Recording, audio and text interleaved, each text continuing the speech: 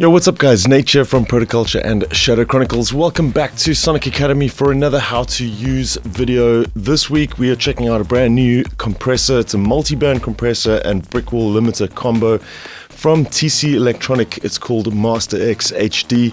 Let's dive in and check this out.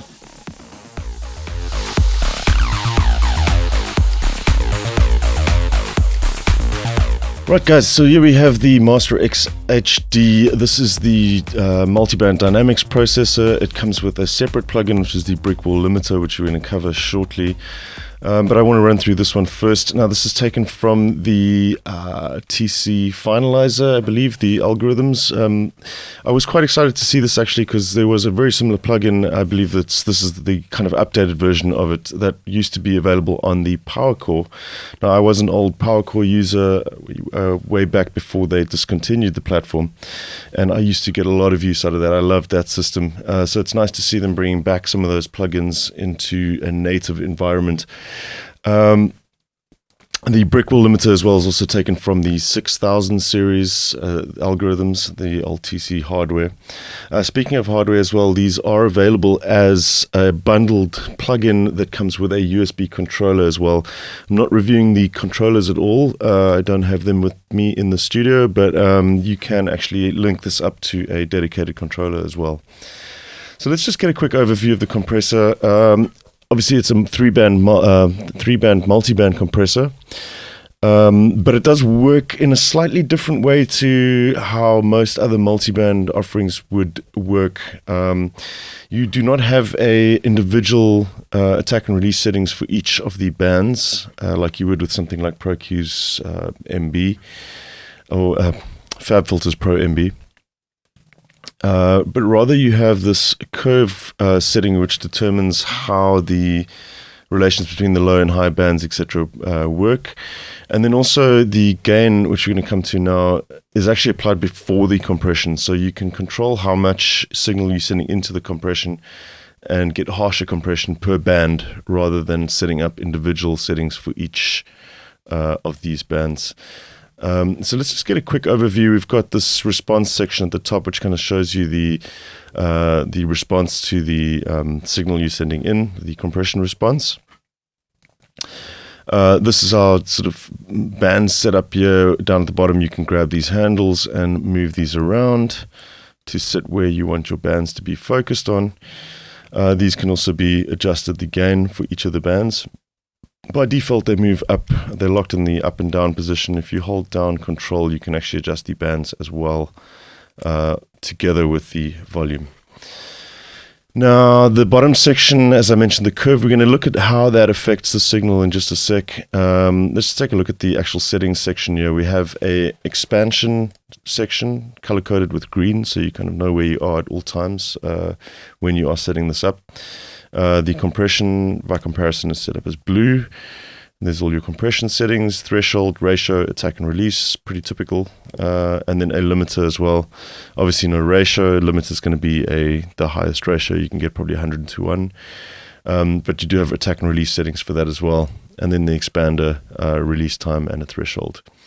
So let's just disable those for now. We're going to work with a limiter initially. Let's just check out this section on the right-hand side as well. You have a soft clipping algorithm. You can enable that here, and that is color-coded orange once again, so you know where you are, with a look-ahead setting for the plugin. And then the I/O, the input gain and the output gain, and lastly a mix section. By default, this is locked. If you want to enable that, just click there, and then you can do some parallel compression with this, as well as the balance, the panning for the plugin. You have a global bypass there and some plugin management stuff down at the bottom where you can favorite presets and load up presets from the library that ships with the plugin. Lastly, there's some settings here, just updates, etc. We're not going to cover that. So let's just look at how you work this now. As I said, it's a little bit different to how you would normally use most other multiband plugins or compressors. This curve section here, you can let's just put some audio into this. So we've got a limiter at minus 14 dB. That's the threshold that we currently have. And let's just put some audio into this and take a listen to the limiter.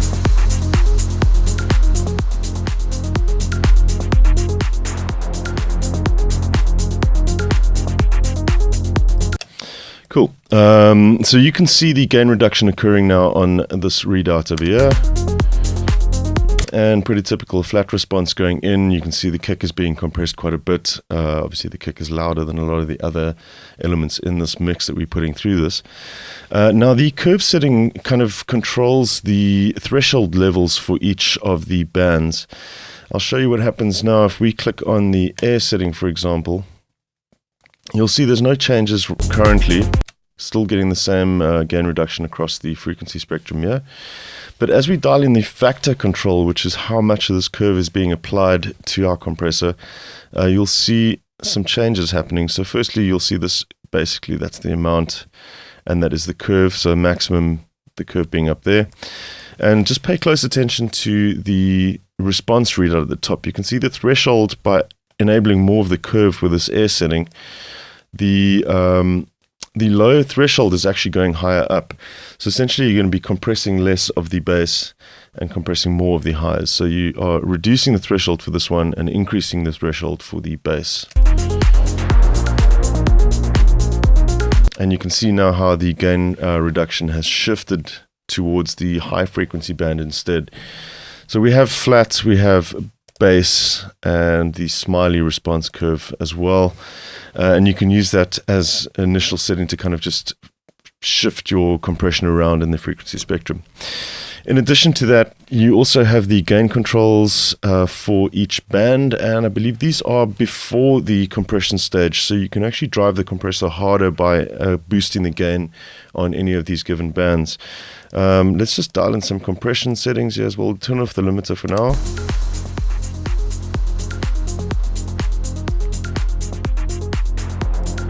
Bring our ratio up a little bit.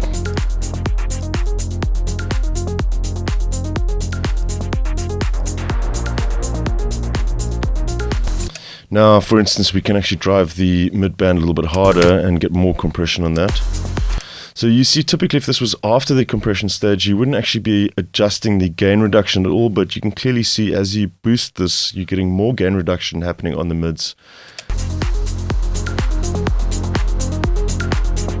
You can see they're compressing harder.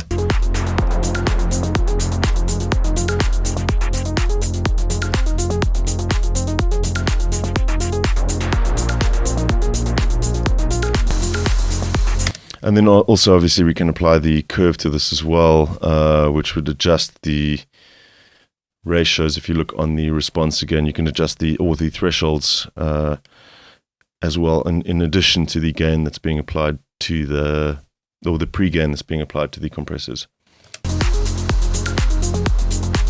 Now this is billed as a mastering compressor, but I do find this quite handy as a track compressor as well, because it's quite cool once you get used to this, just for shaping tones a little bit more on all sorts of different material, not just full mixes. We can just quickly take a listen to the expansion as well. We'll set that to flat, and let's just take a listen to the expander. We can enable that. We'll dial in quite an extreme setting here.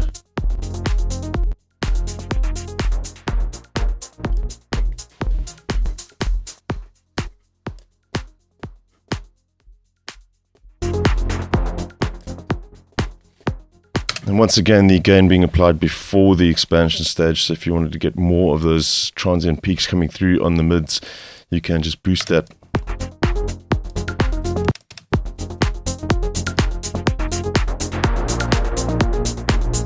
And let's say mix that back into the dry signal.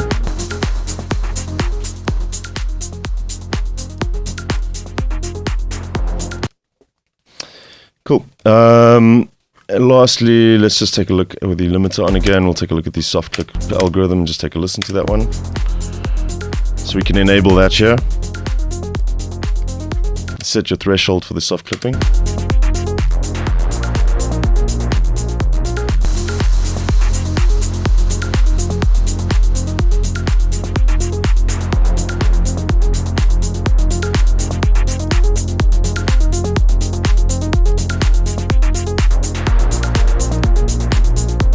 Cool. That basically covers the basic operation of this. Like I said, it takes a little bit of getting used to the thinking of adjusting it in this way, as opposed to setting up individual bands. But it is really immediate and really quick to kind of get this working for you. So definitely quite an interesting and quite a cool way of going about a multi-band compressor. Now what we're going to do is we're going to dive into the Brickwall limiter, which comes as part of the package. And here we have the Brickwall HD plugin. This is pretty simple to work. It's a mastering grade limiter. You have input gain on this side. Once again, you have a soft clipping algorithm. This one you have a little bit more control over it to smooth, hard, and soft types. This loudness section by the input gain is really handy. I'm going to come back to that in just a sec when we set this up. You also have adaptive release time. I will say you need to be a little bit careful with the adaptive on this. Depending on the settings that you're using, you can get good results, but I do find if you drive the compressor too hard and have the wrong results dialed in, you can get quite pumpy behavior from the limiter. So I would just be careful as to which settings you are using on the kind of material that you're working with. I tend to turn off the adaptive and just have it set to a manual release time instead. Then you have the output ceiling, and let's take a look at the loudness settings here. So basically, in its most simple mode, you can just control the input gain. You'll see currently we have no limiting occurring at all, and we'll drive the input gain up.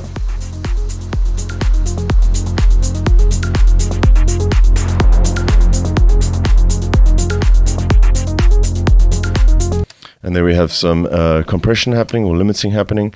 We'll just quickly take a listen to the adaptive.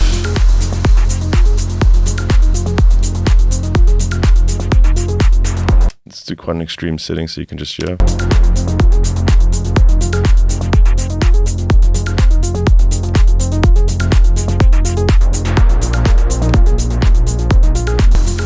So you can hear some subtle differences between the different profiles for the adaptive mode, and then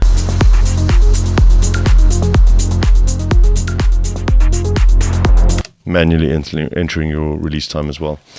Now let's check out this loudness section. What I liked about this is the inclusion of the Spotify and Apple templates that you have here. And then you also have this AES stream setting as well that's notched on here that you can see. What is cool about this is when you're setting up your limiter, instead of manually inputting the gain, and this is a feature that you can find in Ozone as well, and I really like this implementation, is you just set the gain.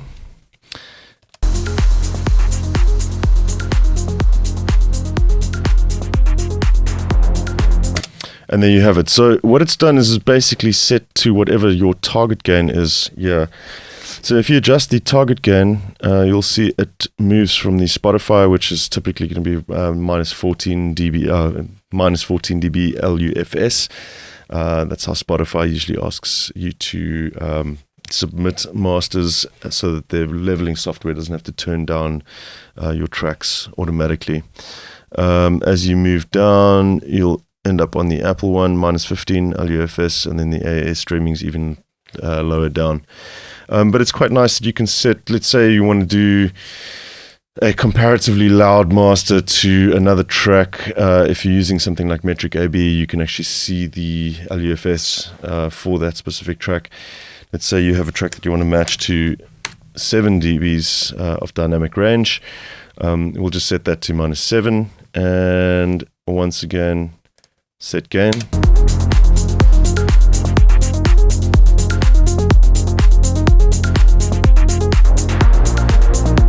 And then you have the gain set to stay at minus 7 dBs of dynamic range, which is really nice and simple to do. It's pretty cool. I like that feature.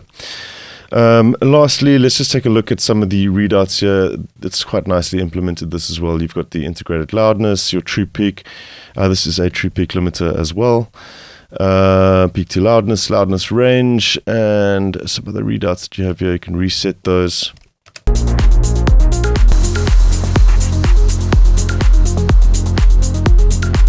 And after resetting, it'll just automatically reset the gain to make sure that the track is at that range that you set.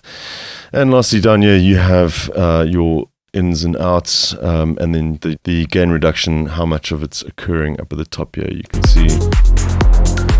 And furthermore, the orange little bar over here, if you enable the soft clipping, and let's turn down the threshold for the soft clipping, you'll see how much of the clipping is occurring as well.